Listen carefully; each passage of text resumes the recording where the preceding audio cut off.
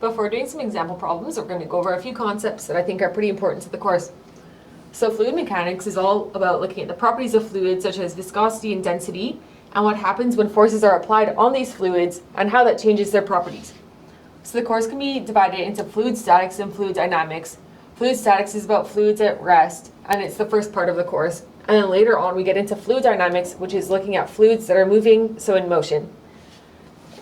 There's a few types of fluids that you should also become familiar with, and they can be distinguished by how their viscosities change in response to deformation. The first fluid to be looking at is Newtonian.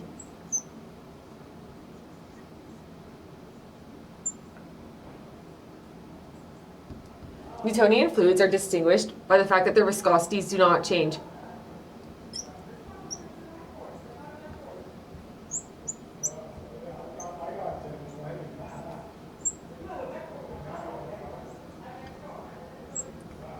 Having a constant viscosity is what causes their shear stress to increase linearly with deformation rate.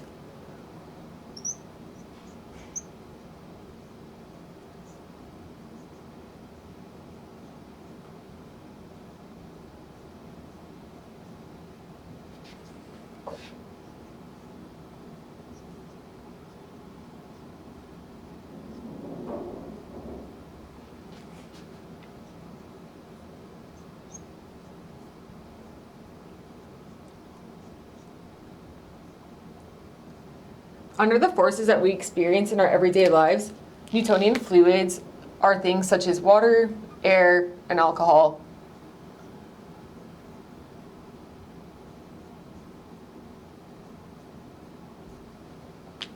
The next type of fluid is a dilatant or shear thickening fluid.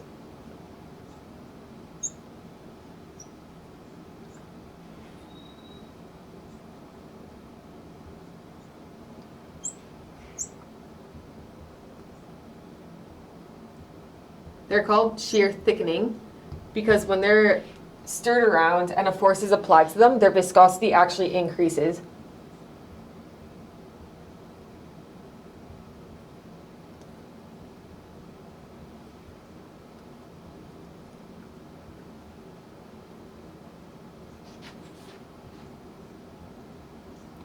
And this increase in viscosity is caused by the increased shear stresses within the fluid, causing like tensions and stuff.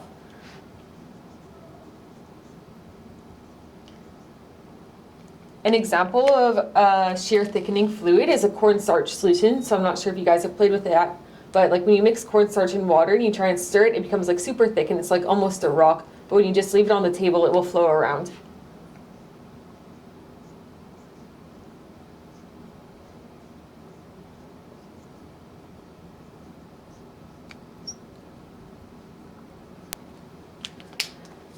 And the opposite of a dilatant or shear thickening solution is a pseudoplastic or a shear thinning solution.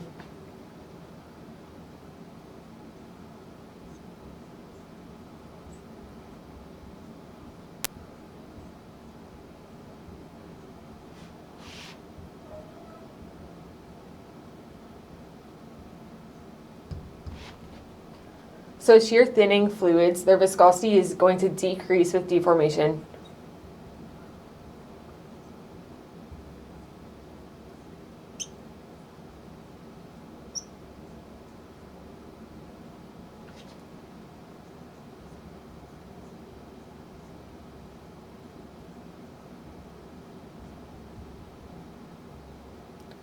An example of this would be a really pulpy solution or like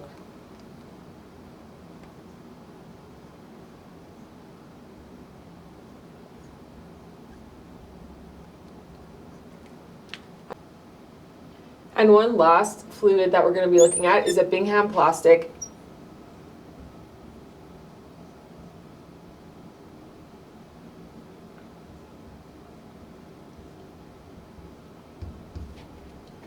With Bingham plastics, they require a minimum force to actually start to flow.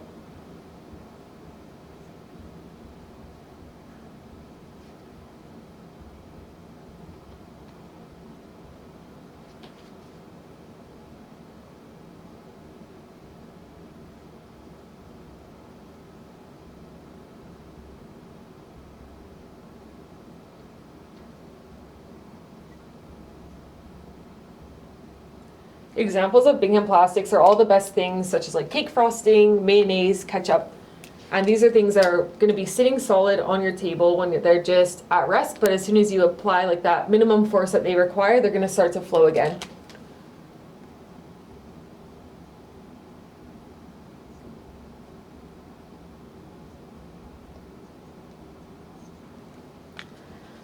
Okay, so moving on from types of fluids to types of forces, there's going to be two forces that will be applied to fluids in this course, body forces and surface forces. And in this course, we're actually only going to be looking at gravity as a body force, but other examples would be forces caused by fields, so electric fields or magnetic fields.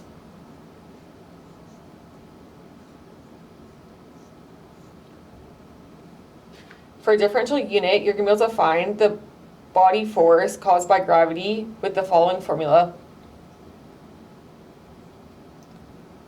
which is just the gravity vector times the differential mass. And if you have the density of the fluid, that becomes the gravity vector times the density and differential volume. So moving on to surface forces, with the static section of this course, the surface forces are going to be caused by pressure gradients because there's no shear stresses and no motion within the fluid to cause other surface forces.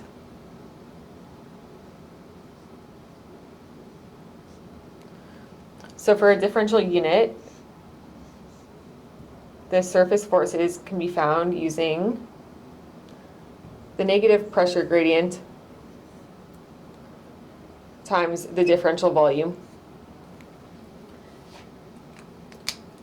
And then to find the full force on a differential volume, you're going to be using the differential body forces plus the differential surface forces.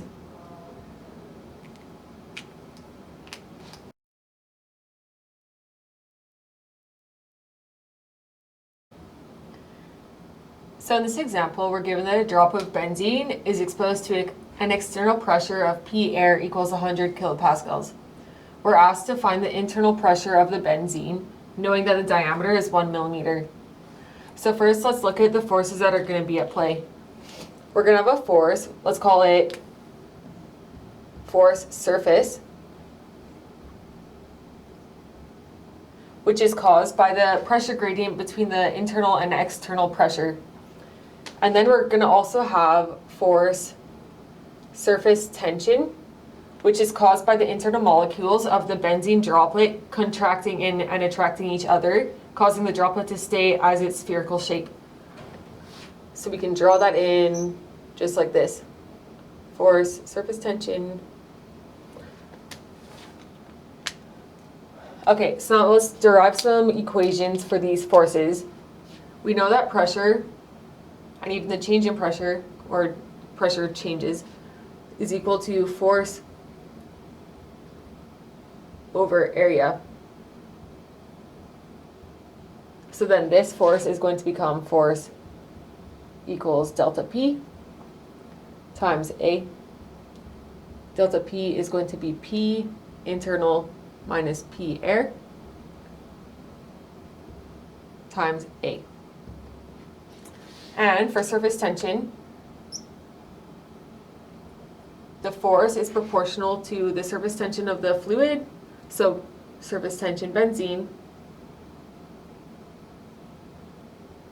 times the length across which the surface tension is felt. And now, due to symmetry, the area and length that we're actually going to be analyzing is just this top circular area of a hemisphere. So this A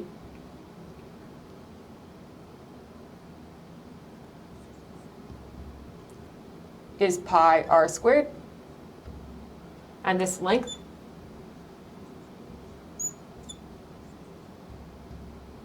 is 2 pi r. Okay, so since the bubble isn't contracting or expanding, we know that the force surface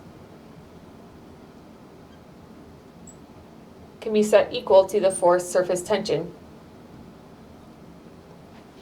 And now if we take our formulas from up here, this becomes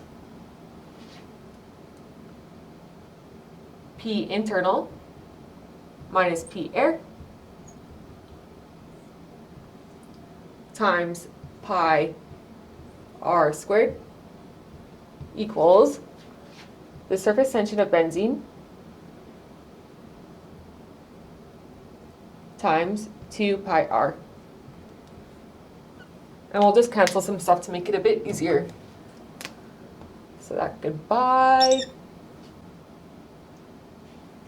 All right, so to find the internal pressure, we now get P internal equals P air plus surface tension times 2 over radius. So just plugging in the numbers that we've been provided in the question, we get 100 kilopascals. And we're going to want to convert this to a unit which will be compatible with the surface tension in radius. So we're going to do 1,000 newtons per meter squared is equal to 1 kilopascal.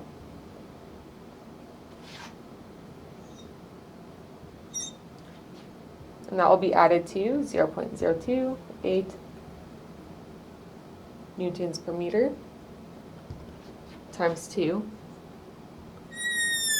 over the radius, which is 0.001 meters times half, since 0.01 meters is the diameter. And calculating that provides an answer of 100.112 kilopascals for the internal pressure. All right, now the second part of this question is asking that if instead of benzene we have mercury, which has a surface tension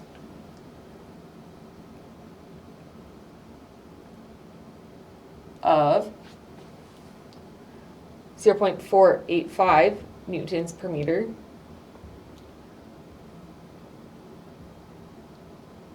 then what would be the diameter of the dural plate? So this one's not too bad. We're just going to be taking the same formula that we derived from up here and plugging in new numbers. So we're going to take radius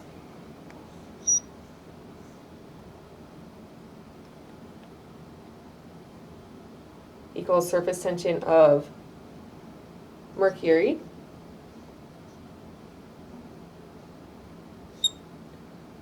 times 2 over delta P